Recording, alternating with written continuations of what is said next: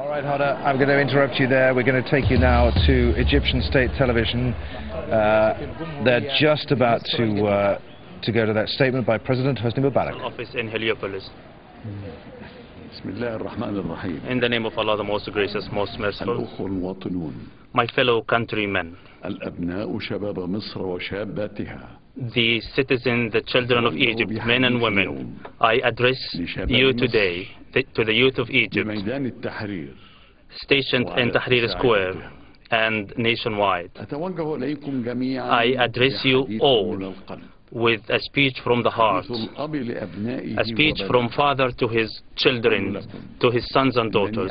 I tell you, I take pride in you, the symbol of a new generation of Egypt, calling for the change to the better, adhering to the same, dreaming of a bright future and shaping such a future. I tell you before anything that all those who fell martyrs and injured, their blood will not go down the drain. And I confirm that I will not relent to penalize all those responsible fiercely and strictly, and I will hold accountable those who committed crimes against the rights of our youth to the most severe sentences according to the law. And I address the families of those innocent victims that I felt deep pain, the same pain you felt. My heart went out and I felt the pain as you did. I tell you that my response to your voice and your message and your demands is a commitment that cannot be waived. I am totally determined and adamant to fulfill all the promises, genuinely, honestly and seriously. I'm totally keen on implementing all these promises with no return backwards. This commitment stems from my firm conviction of the genuineness and truth of your intentions and your movement, and that your demands are lawful and legitimate. Mistakes are likely in any political regime, in any state. However, it is important to admit to mistakes and rectify such mistakes at the earliest and penalize those responsible. I tell you, my fellow countrymen, in my capacity as the President of the state, I cannot find any embarrassment at all in listening to the youth of my homeland and responding to them.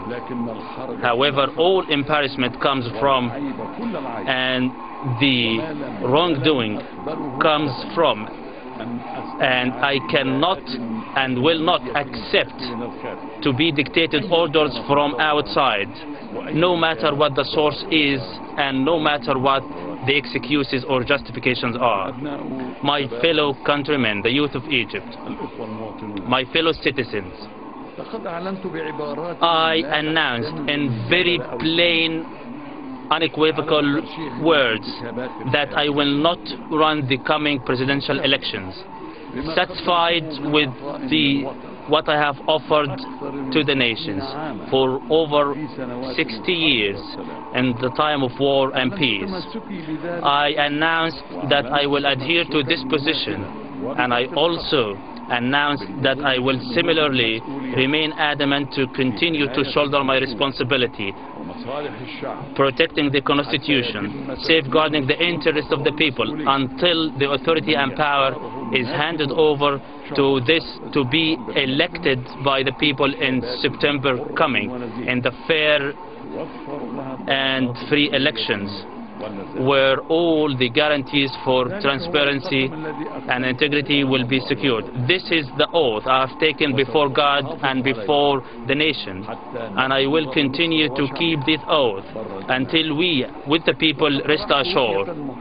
I have laid down a vision, a clear one, to exit the current crisis and to realize the demands voiced by the youth and citizens in compliance with the constitutional legitimacy without undermining the Constitution, and in a manner that ensures the stability of our society and the materialization of their demands. At the same time, laying down a framework to be agreed upon for the peaceful transition of power through the responsible dialogue among all the forces of society with absolute veracity and transparency. I laid down this vision, committed to my responsibility to take the country from these harsh moments, and I will continue to observe the implementation step by step, hour by hour, looking forward to the support and the backing of every person keen on the people's interests in order to translate them into concrete reality within broad consensus in the nation, to ensure the proper implementation which will be sponsored and safeguarded by the intrepid armed forces. We have initiated a very constructive national dialogue encompassing the youth of the people who called for change, together with all other political forces, and this dialogue has yielded in a preliminary agreement in stances and views. Therefore, we can lay our foot on the right path to exit the crisis, and we should continue marching into this path to move from the guidelines of the agreements reached into a clear roadmap and a specific timetable. This will go day after day, day by day, on the path of peaceful transition of power from today till September next. This national dialogue has converged on the formation of the Constitutional Committee to examine the constitutional amendments required, together with the necessary legislative amendments.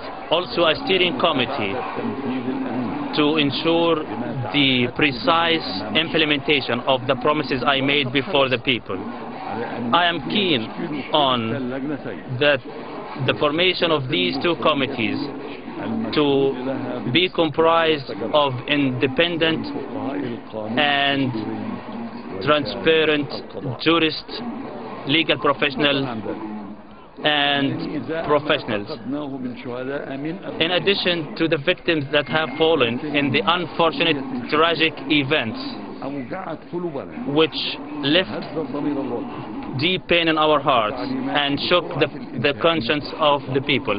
I handed down my orders to speed up the investigations in the last weeks in events and to refer the outcomes to the chief prosecutor to take the necessary legal actions. Yesterday, I have received the first report on the constitutional amendments with top priority, as proposed by the committee I had formed from the jurists and legal experts to examine the constitutional amendments and legislative ones.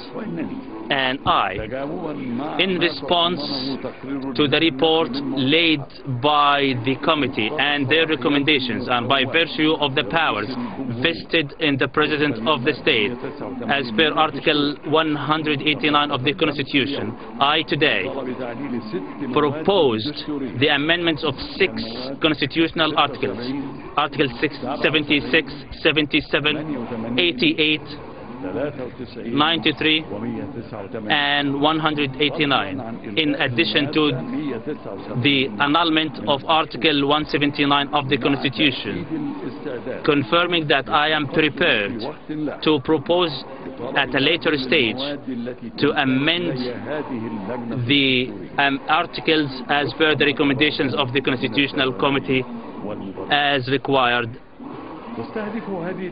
These amendments, the top priority amendments, aim at streamlining and simplifying requirements of candidacy to the presidency and the term of office to ensure the rotation of power, reinforce the supervision over elections to ensure it is fair and transparent. It also gives the exclusive jurisdiction of judiciary to rule upon the legitimacy and validity of the members of the parliament And the proposal made to scrap Article 179 of the Constitution, it aims at creating balance between protecting the nation from the perils of terrorists and ensuring the respect of civil rights and obligations of citizens, to clear the way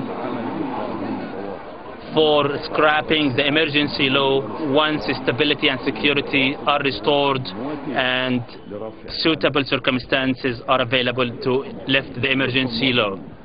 My fellow countrymen, priority now is to restore confidence among all Egyptians. Confidence and trust in our economy and international reputation.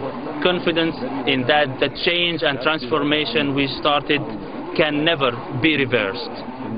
Egypt is braving through hard times where we cannot tolerate for these circumstances to continue. Our economy has suffered losses and damages day by day. It will end up in a situation where the youth who are calling for reform and change be the first victims. The current moment is not relating to my personality, not to Hosni Mubarak. It is now relating to Egypt, the current situation, the future of its generation. All the Egyptians are lying in the same trench, and we should continue engaging in the national dialogue we had started in a friendly atmosphere without any enmity and distancing from any differences in order to brave through the current crisis and to restore confidence in our economy, stability and peace to our citizens, and to restore the normal way of life to the Egyptian streets. I have been a youth just like you when I learned the ethics of military, loyalty to the homeland and sacrifice for its sake. I have exhausted my life defending the homeland and its sovereignty. I went to war. I won victories. I lived the days of occupation, and I also lived through the days of victory and liberation of Sinai. It was the happiest day of my life when I lifted the flag of Egypt hoisting over Sinai. I have faced death on many occasions as a pilot and in Addis Ababa. I never reeled under foreign pressures or dictated orders. I safeguarded peace. I worked for the peace, stability and independence and sovereignty of Egypt, worked for its development, for the generation of Egypt. I never sought false power or popularity. I am certain that the majority of the people are aware of who Hosni Mubarak is, and I feel pain in my heart for what I hear from some of my countrymen. In any event, while I'm fully aware of the crossroad we are at, and based on my firm conviction that Egypt is going through a defining moment in its history, where we are all required to rise above all differences and to put the interests of the nation above all, to put the homeland above all.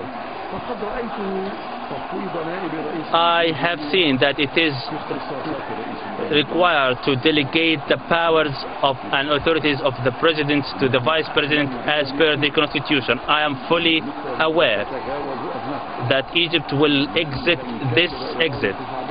The will of people cannot be dented.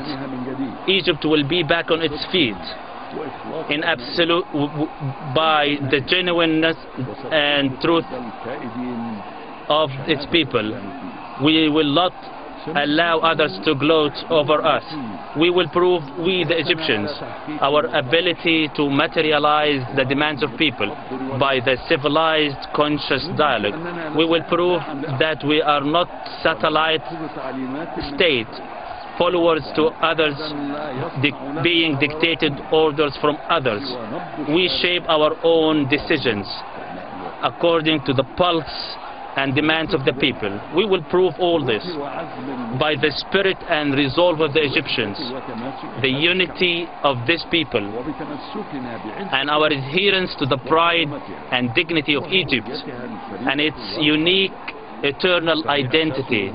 It is the foundation of our presence and the essence of our civilization over 7,000 of years. This spirit will live on so long as Egypt and its people. This spirit will live on so long as people and its Egypt.